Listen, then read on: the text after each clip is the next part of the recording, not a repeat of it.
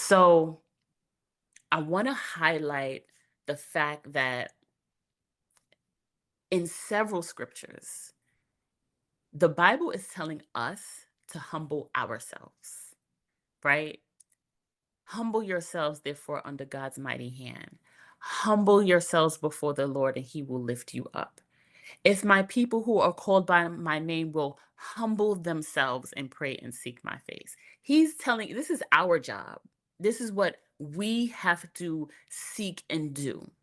Can he humble us? He absolutely can. Do we want God to humble us? We do not. So he's allowing us the opportunity to humble ourselves, to check ourselves so that he doesn't have to do the humbling. Because if he gotta humble us, it's not gonna be a good time. And I want to give you an example of when God has to humble you. This is in Deuteronomy 8 verses 2 and 3. So this is the Israelites after they came, I believe this is when they came out of the wilderness, and God is saying, remember me and remember what I did. So he's saying to them, and you shall remember that the Lord your God led you all the way these 40 years in the wilderness. To do what? To humble you and test you, to know what is in your heart, whether you would keep his commandments or not. So, what did he do? He humbled them.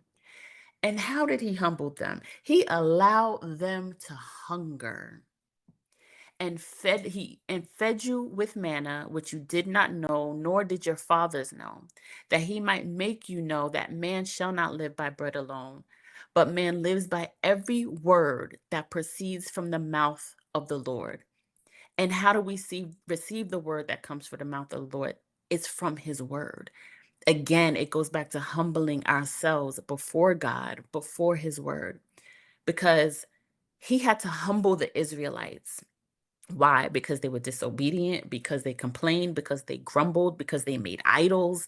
They did all types of things wrong. An 11-day journey ended up being 40 years in the wilderness because of their haughtiness, because they were proud. And so this is how God humbled them. This is why I say when God gives you the opportunity to humble yourself, take it.